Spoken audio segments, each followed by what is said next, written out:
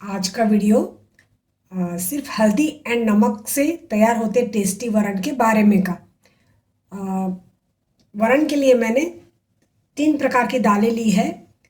ये 50 ग्राम का मेरा कप है। ये भर के मैंने तूर की दाल, ये पौना कप भर के मैंने पीली मूंग की दाल एंड बाकी 1/4 कप भर के मैंने उड़द की दाल ली हुई है। तीनों दालों को मैंने धो के अच्छे से दाल से 3 गुना पानी दाल के ऊपर डाल के 2 घंटे के लिए भीगने के लिए रखी थी। अब मैं झाग निकालने के लिए मैंने दाल को 500 ml के पतीले में भरी है पानी के साथ। आंच ऑन करूंगी, झाग अलग कर लूंगी, फिर मैं इसे बघारूंगी। 500 ml का पतीला, भीगी हुई दाल एंड पानी दोनों को मैंने पतीले में भरा।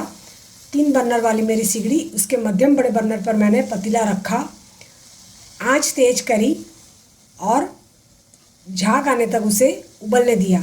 झाग ऊपर आ रहा है, ये झाग निकालना बहुत ज़रूरी है। इसमें काफ़ी फाइटोकेमिकल्स होते हैं जो हमारी सेहत के लिए अच्छे नहीं होते। झाग निकालते समय इतना ध्यान रखना है कि सिर्फ झाग ही अलग हो जाए, पानी ना हो, क्योंकि मेजरमेंट फिर डिस्टर्ब होगा। तो सिर्फ एकदम हल्के हाथ से ऊपर से झाग को हटाना है। दाल से मैंने झाग को अलग कर लिया और ये 2 बर्तन में मैंने लिए हुए हैं। एक ये पॉट है, इसके ऊपर ये उसमें समा जाए ऐसी छन्नी ली हुई है एंड झाग अलग की हुई दाल को पानी के साथ में इसमें भर दूंगी। 2.25 ग्राम जितना, ये 2 ग्राम जितना मैंने समुद्री नमक लिया हुआ है एंड आधा ग्राम जितना हल्दी पाउडर। 3 लीटर का मेरा स्टील का कुकर मैंने मध्यम बड़े बर्नर पर चढ़ाया हुआ है। 1.5 टेबलस्पून मैंने पामोलिन ऑयल डाला हुआ है एंड तेज आंच पर 30 से 35 सेकंड के लिए तेज आंच पर उसे गर्म करके पतला कर लिया। अब इसमें मैं डालूंगी करी पत्ते और डालूंगी, आंच बंद कर देनी है। आंच बंद कर देने के बाद 15 सेकंड के बाद इसमें मैं डालूंगी ये हल्दी पाउडर। आधा ग्राम जितनी हल्दी पाउडर डालनी है। हल्दी पाउडर धीरे धीरे फ्राई होनी चाहिए, जिससे कि उसकी जो क्वालिटीज़ है वो बरकरार रहे। जलेगी तो कर्क्यूमिन क्वालिटीज़ है वो हमारे शरीर को फ़ायदा नहीं पहुंचा पाएगी। तो अब मैंने आंच बंद कर दी थी, अब आंच ऑन करूंगी एंड धीरे धीरे हल्दी पाउडर को फ्राई होने दूंगी। अब ये जो दाल मैंने और पानी दोनों अलग किए हुए थे, अब इसको मैं सांडसी से उठाऊंगी चिमटे से एंड इसमें डाल दूंगी। हल्दी वाला जो बघार किया हुआ है उसमें सिर्फ और सिर्फ दाल ही डालनी है, अभी पानी नहीं डालना है। दाल के हर एक दाने को तेल एंड हल्दी वाला कर लेना है ताकि नरम होने में आसानी रहे। दाल का हर एक दाना हल्दी वाला हो चुका है। अब इसके ऊपर मैं नमक डालूंगी। 100 ग्राम दाल है तो 1 ग्राम पानी के नाप का, दाल के नाप का एंड थोड़े बघार के नाप का 1.5 से 2.25 ग्राम जितना नमक लगेगा इसमें। बहुत ज़्यादा देर तक नहीं चलाना है, नहीं तो दाल नीचे चिपकने लगेगी। दाल को चिपकने नहीं देनी है। अब इसके ऊपर मैं पानी डालूंगी। ये सब प्रोसेस मैंने धीमी आंच पे करी है। अब मैं पानी डालने के बाद आंच को तेज करूंगी। पानी उबलने लगा है, अब मैं ढक्कन दूंगी। दाल में पानी 1 कप अगर दाल है तो पानी 3 गुना ही लेना है, ज़्यादा नहीं लेना है। ज़्यादा पानी डालने से दाल कच्ची रह जाती है, वो उसके वज़न से नरम नहीं होती। 4 विसल मैंने लगवा ली एंड आप देख सकते हो कि सीटी के या विसल के आसपास कुकर का ढक्कन बिल्कुल भी ख़राब नहीं हुआ है। इसका कारण है हमने दाल का झाग पहले अलग कर लिया हुआ था। 4 विसल लगवा ली है मैंने। कुकर अभी बहुत गर्म है, ठंडा होने के बाद इसे खोल के मैं आपको बताऊंगी। कुकर का वाल नीचे बैठ गया है। अब मैं कुकर खोलती हूँ, मैं सीटी अलग कर लूँगी। अब कुकर खोला मैंने।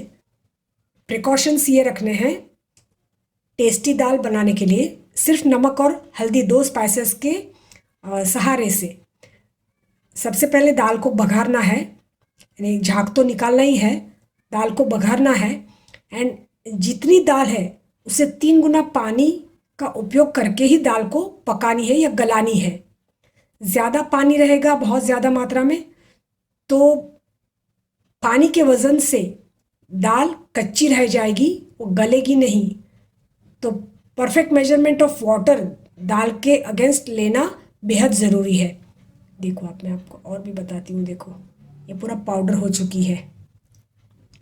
ये देखो, दाल के अगेंस्ट ज़्यादा मात्रा में पानी ऐड करके दाल को प्रेशर कुक करने से एक तो दाल गलेगी नहीं, जल्दी से गलेगी नहीं, गलेगी तो सही पर जल्दी से नहीं गलेगी। बहुत ज़्यादा सीटी लगवानी पड़ेगी और ज़्यादा जितनी सीटी लगवाएंगे नमक का स्वाद फीका होता चला जाएगा, बेस्वाद होता नमक का स्वाद होता रहेगा। तो इतना ध्यान रखना है कि दाल के अगेंस्ट जितना मात्रा में दाल, यानी कि 1 कप दाल है तो सामने 3 गुना पानी, यह मेजरमेंट को ध्यान में रखकर ही दाल को पकानी है। तैयार की हुई दाल पर मैंने 300 ml जितना पानी डाला, ब्लेंडर घुमा के एक स्मूथ सिल्की टेक्सचर तैयार कर लिया। 20 सेंटीमीटर डायमीटर की मेरी कढ़ाई है मठार की, उसमें मैंने 1 टेबलस्पून जितना देसी घी डाला हुआ है, काव घी डाला हुआ है। उसे मैंने 15 से 20 सेकंड के लिए धीमी आंच पर गर्म कर लिया, आंच बंद कर ली। अब मैं इसमें मिर्ची पाउडर डालूंगी, 1/2 ग्राम जितनी, 1 ग्राम की मेरी चम्मच है, 1/2 ग्राम जितना मिर्ची पाउडर डालूंगी। मैंने कश्मीरी लाल मिर्च पाउडर डाला हुआ है।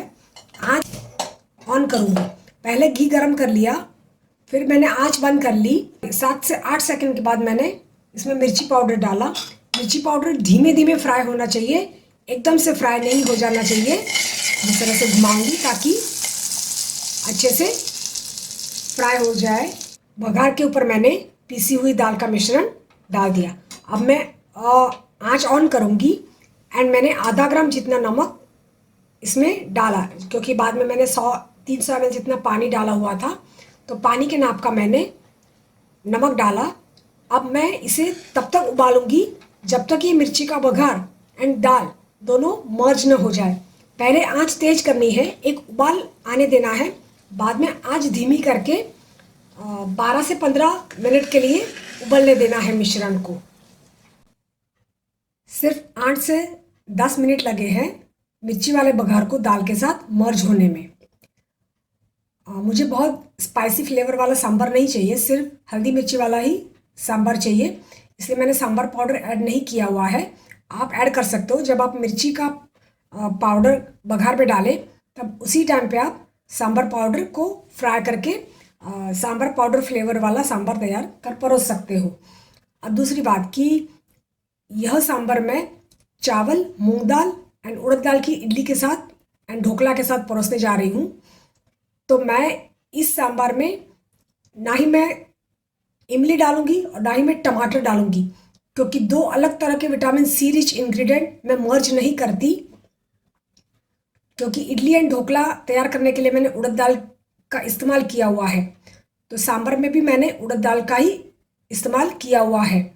मैं इसमें ना ही टमाटर डालूंगी और ना ही इमली डालूंगी, क्योंकि उड़द की दाल में विटामिन सी रिच प्रॉपर्टीज समाई हुई होती है एंड 2 अलग किस्म के vitamin C rich ingredient which is a killer combinations for me. तो अब मैं इडली एंड ढोकला के साथ इस सांभर को परोसूंगी। सांभर का टेक्सचर थोड़ा पतला ही होना चाहिए, ताकि इडली के जो होल होते हैं उनमें आसानी से ये सांभर एंटर हो सके। इडली बैटर के लिए एक टिप, इडली या ढोकला का बैटर तैयार करने के बाद, यानी कि चावल दाल पीसने के बाद, पानी मिलाने के बाद जो हम बैटर तैयार करते हैं, बैटर को तैयार करने के बाद 3 घंटे के बाद नमक मिलाना है। 3 घंटे के बाद इसलिए ताकि सारे इंग्रेडिएंट्स और पानी होमोजेनाइज्ड हो जाए। नमक मिला के फिर हर 1.5 घंटे के बाद या तो हाथ से या फिर इलेक्ट्रिक विस्कर से बैटर को मिलाना है, माने के मिक्स करना है ताकि फर्मेंटेशन अच्छा हो। नमक मिलाने के बाद 4 से 5 घंटे के लिए फर्मेंट होने के लिए रखना है।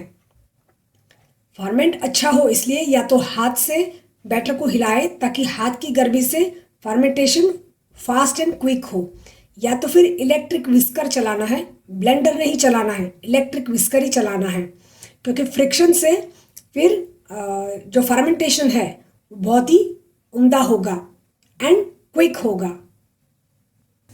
ढोकला के लिए बैटर थाली में डालने के बाद थाली को हाथ से ऐसे हिला के बैटर को समान कर लेना है।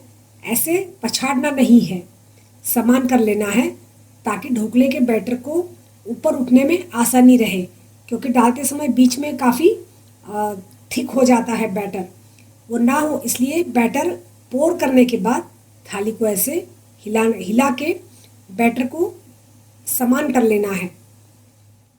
तो तैयार है आज का भोजन, बॉइल्ड वाइट राइस, पीली मूंग दाल, उड़द दाल, नेटी, स्पंजी, वेलवेटी इडली, साथ में त्रेवटी dal, sambar, first class combination of a मील।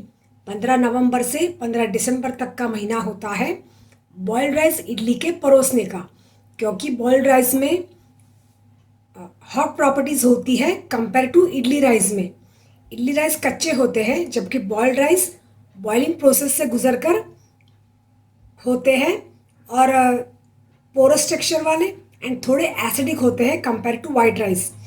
तो आगे बढ़ती ठंड में बॉइल्ड राइस की फ्लेवर बहुत ही उम्दा लगती है, इधर इन इडली फॉर्म और उत्तपम फॉर्म और डोसा फॉर्म। तो यह है आज का भोजन। गेट द टेक्सचर, बेहद ही नेटी होनी ज़रूरी है ताकि सांभर अंदर एंटर हो सके, एब्जॉर्ब कर सके। Dip it and have it. Thank you.